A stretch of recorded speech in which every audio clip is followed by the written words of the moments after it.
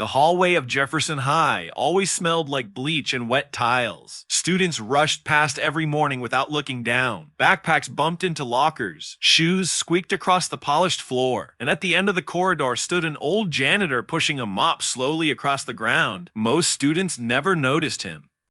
To them, he was just the quiet man who cleaned their mess, a shadow moving between classes, invisible. But one cold morning, something strange happened in the cafeteria. A freshman boy stood in the lunch line holding a tray with shaking hands. The cashier stared at her screen and frowned. "You owe $63, she said loudly. The boy's face turned pale. Students behind him started whispering. Some laughed. Some rolled their eyes. The boy slowly pushed the tray away, ready to walk out hungry and embarrassed. Then the cashier blinked at the screen again. Her expression suddenly changed. She tapped the keyboard once more. Then she looked up in confusion. "Your balance is 0. The boy stared at her like he had heard a ghost speak. Someone had paid his entire lunch debt, no name, no card, just cash. But when the principal checked the records later that day, his stomach tightened with fear because the payment had been made 3 days earlier. 3 days before the system even showed the boy owed money. And when security footage revealed who left the envelope of cash, the entire school fell silent. It was the janitor, the quiet old man everyone ignored. For 12 years, he had secretly paid students' lunch debts, hundreds of them, using his own retirement money. But the deeper the principal looked into the records, the more disturbing the truth became. Because the janitor was not just helping hungry students, he somehow knew exactly which children would need help before they even knew it themselves. The hallway smelled of bleach and wet floors. Fluorescent lights hummed above the lockers. Lockers slammed. Students laughed. Backpacks brushed against the freshly mopped tiles. Near the end of the corridor stood an old janitor's cart. Buckets, rags, a worn mop leaning against the wall. Behind it stood Mr. Harry's thin shoulders, gray hair, wrinkled hands that moved slowly but carefully. Students barely noticed him. To them, he was just the janitor, invisible, silent, always there before sunrise, always there long after the final bell. Every afternoon, he pushed his cart past the cafeteria doors. The smell of pizza and fries filled the air. Students crowded the lunch line. Cashiers called out numbers. Trays slid across metal rails. Mr. Harris stopped beside the office door next to the register. He looked around first. Always the same routine. Quick glance to the left. Quick glance to the right. Then he quietly slipped inside. The room was small, bare walls, a humming computer, stacks of lunch account papers. He placed a folded envelope on the desk. No name, no note, only cash. Then he left, quiet as he came. This happened every week, for years. Nobody asked questions. Nobody noticed. Until one cold October morning, rain tapped against the cafeteria windows. Students shuffled in with damp jackets. The lunch line moved slower than usual. At the register, a freshman boy stood frozen. His tray held a carton of milk and a small sandwich. The cashier frowned at the screen. Her finger tapped the keyboard again. She sighed loudly. "You owe $63. The boy's face drained of color. Students behind him groaned. Someone muttered. The boy whispered something. The cashier shook her head. No payment. No lunch. Silence spread through the line. The boy slowly pushed the tray away. His stomach growled loud enough for the students nearby to hear. Embarrassment burned across his face. Then the cashier blinked at the screen again. Her eyebrows rose. "That is strange." She tapped the keyboard once more. A pause, longer this time. Then she said something that confused everyone. "Your balance is 0. The boy stared at her. "What? Paid in full?" The boy looked around the cafeteria like someone had played a trick on him. Students whispered. Some laughed nervously. The cashier shrugged. "Happens sometimes." But it did not happen sometimes, not at this school. By the end of the week, the same thing happened again. Another student, another unpaid lunch account, another sudden 0 balance. Teachers began to notice. The school secretary noticed first. She sat in the office reviewing the lunch account reports. Numbers did not make sense. Hundreds of dollars paid. No recorded payer. No credit card. No parent name. Only cash deposits. Every Friday. Always enough to erase several students' debts. The principal frowned at the reports. Someone is covering these balances, but who? The question lingered in the office air. The school installed a small security camera near the office door. Not announced, not discussed, just quietly installed. The next Friday arrived. Morning fog clung to the parking lot. Inside the hallway, Mr. Harris pushed his cart slowly toward the cafeteria. His shoes squeaked softly against the tile. He paused near the office door, looked left, looked right. No students, no teachers. He slipped inside. The camera recorded everything. His tired hands placed the envelope on the desk. Cash again. Carefully folded bills. Then he left. Later that afternoon, the principal watched the footage. His mouth slowly opened. He leaned closer to the screen. "Mr. Harris," the secretary gasped. "That cannot be right." But it was right. The next day, the principal walked down the quiet hallway before classes began. Morning light spilled through the windows. Mr. Harris was already there, mopping the floor near the lockers. The smell of cleaning soap filled the air. The principal approached slowly. "Mr. Harris." The old janitor looked up. His eyes were gentle but cautious. "Yes, sir." The principal held a printed photo from the security camera. "You want to explain this?" Mr. Harris looked at the photo. For a moment, his face froze. The mop stopped moving. Water dripped slowly from the strands onto the floor. Students began walking into the building behind them. Noise filled the hallway again. Mr. Harris sighed quietly. "I hope nobody would see." The principal folded his arms. "You paid these lunch debts." "Meh?" Harris nodded slowly. "For years." "Why?" The janitor looked down at the wet floor. His reflection shimmered in the thin layer of water. "When I was young," he said softly, "I sat in a lunch line just like them. Students passed by without noticing the conversation. I remember the hunger. I remember the shame." His voice trembled slightly. "No child should feel that in school." The principal stared at him. "How long have you been doing this?" Mr. Harris thought carefully. "About 12 years." The principal blinked. 12. "Yes, sir." "Every week?" "Yes, sir." The principal quickly calculated in his head. The number made his chest tighten. "Do you realize how much money that is?" Mr. Harris gave a small, tired smile. "More than I planned." "Why did you never tell anyone?" The janitor leaned against the mop handle.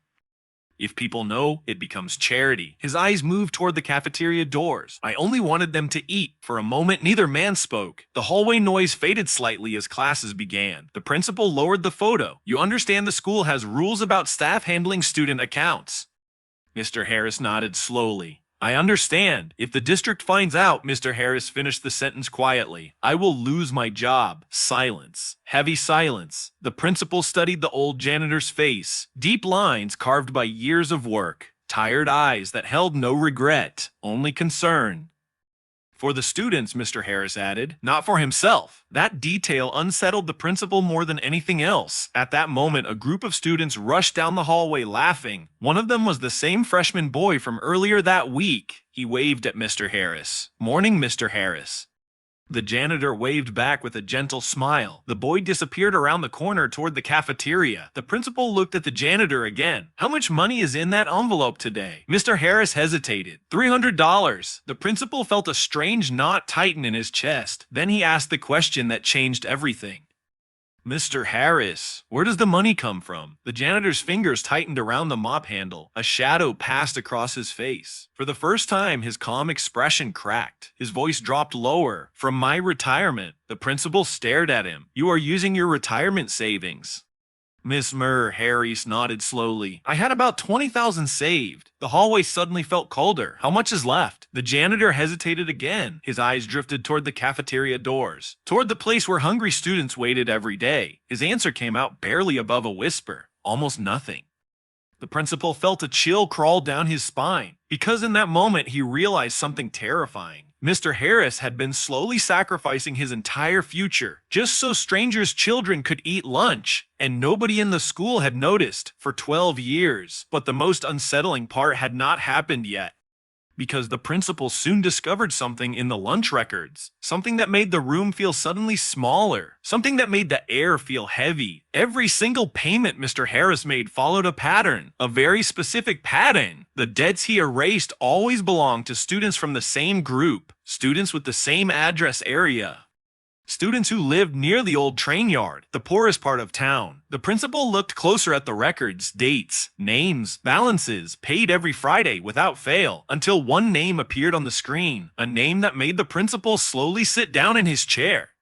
Because that name had been erased from the debt list earlier that morning. The same freshman boy, and according to the record, his lunch debt had already been paid 3 days before he even entered the cafeteria line. 3 days before anyone knew he owed money, the principal stared at the screen. His hands slowly grew cold. Because only one person had made the payment that day, Mr. Harris, which meant the janitor somehow knew the boy would owe lunch money before the debt even existed. The principal slowly turned his head toward the hallway, where Mr. Harris continued mopping the floors quietly, like he always had, invisible, silent, watching. The principal stood frozen beside his desk. The computer screen glowed in the dim office. Numbers, dates, names, all lined up in perfect order. Yet one detail refused to make sense. The payment for the freshman boy had been made 3 days earlier, before the boy even knew he owed money, before the cafeteria system recorded the debt. The principal rubbed his eyes slowly. Maybe it was a mistake, a glitch in the system. He scrolled through the records again. The same thing appeared again. Another name, another payment placed days before the debt appeared. His stomach tightened. This was not coincidence. This was a pattern. Outside the office window, the hallway buzzed with students. Lockers slammed, laughter echoed, life moved normally through the building. Yet inside the small office, the air felt heavy. The principal printed the records. The printer hummed loudly in the quiet room. Paper slid out slowly. He grabbed the pages and stared at them again. 3 students, all from the same neighborhood near the train yard. All had their debts erased before the charges appeared. The principal stood up quickly. His chair rolled backward and hit the wall. He stepped into the hallway. The smell of floor cleaner drifted through the air. At the far end of the corridor, Mr. Mkaz.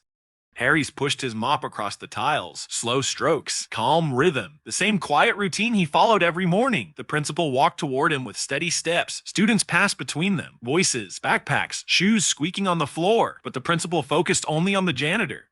Me, Harris. The old man lifted his head again. His eyes looked tired but kind. Yes, sir. The principal held the papers in his hand. I have another question. Mr. Harris leaned the mop against the cart. Water dripped softly into the bucket. What is it, sir? The principal showed him the printed records.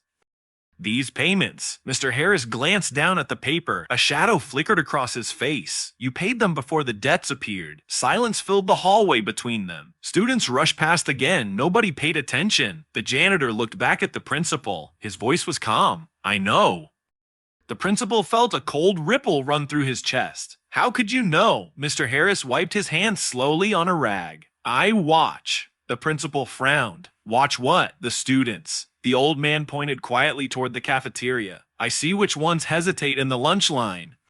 I see which ones whisper to their friends about money. I see the ones who walk away from the register. His voice remained gentle. They always come back the next day, and the day after that. The principal studied his face carefully. You predict their debt.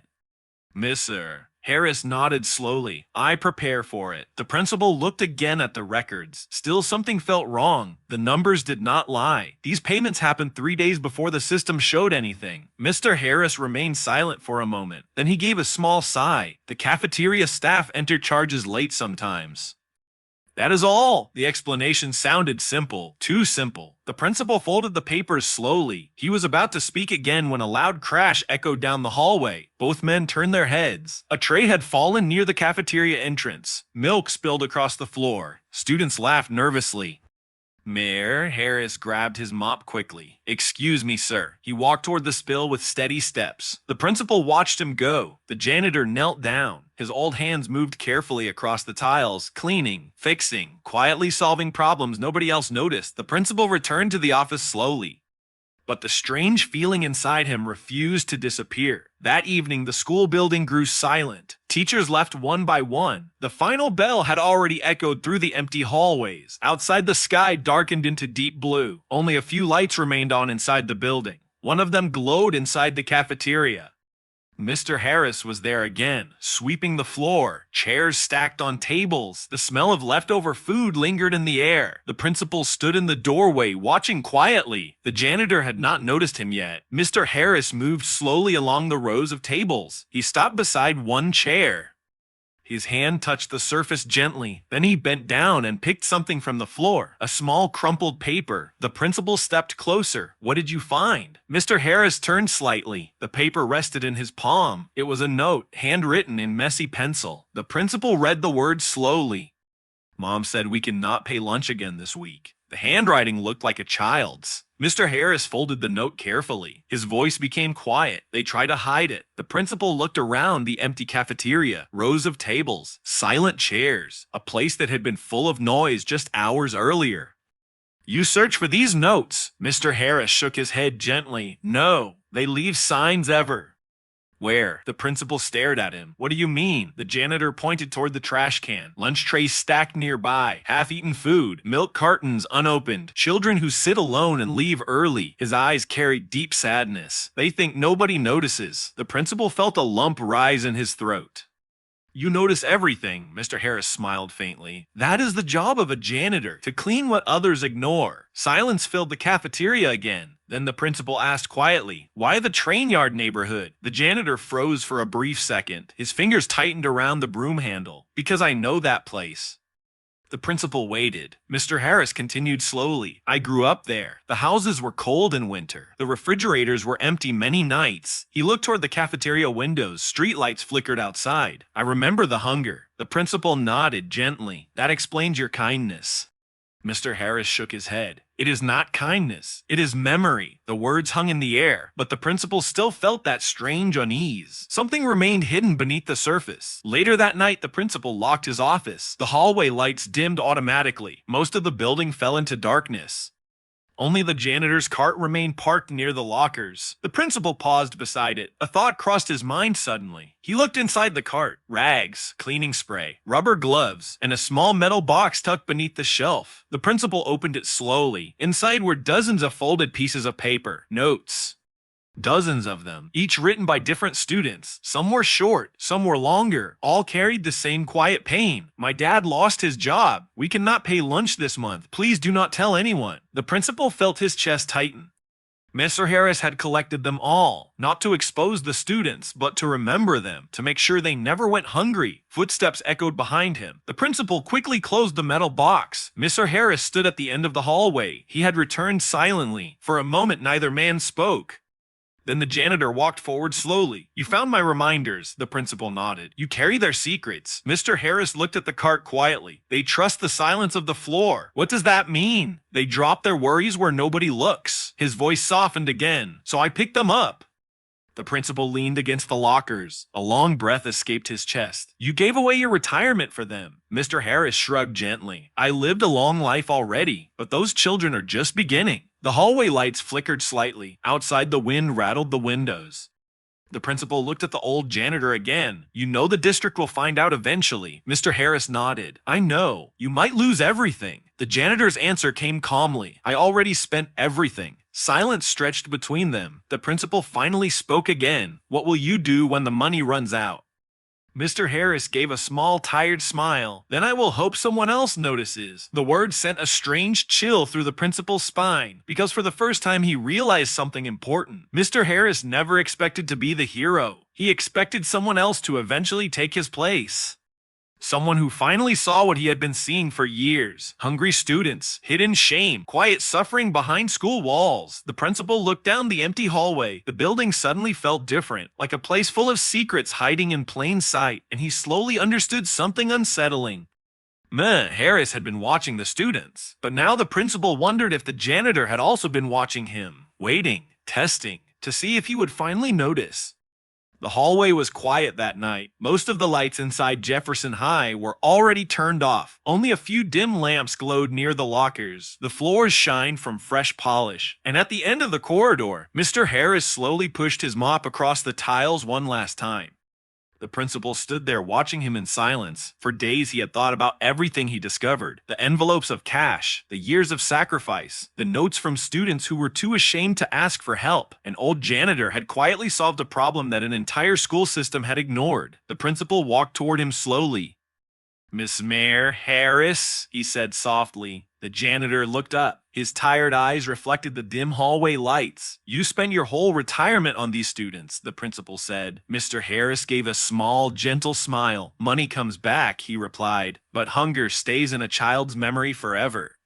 The principal felt a lump in his throat. For a moment, he did not know what to say. Then he held out a small folder. Inside were new documents, a new program, a school lunch fund created for struggling students. Teachers had already donated, parents had started contributing. Even the school district agreed to support it. Discuss. The principal looked at Mr. Harris and said quietly, "You are not alone anymore." The old janitor stared at the papers in disbelief. For the first time in years, his hands trembled. Students would never have to walk away from the lunch line again. The principal then said something that made the janitor completely still. "The fund has a name." Mr. Harris looked up slowly. The principal smiled. "It is called the Harris Lunch Fund." The old janitor's eyes filled with silent tears. For years he had worked in the shadows, invisible, forgotten. But now the entire school finally understood something powerful. Sometimes the quietest person in the building is the one who has been saving everyone all along.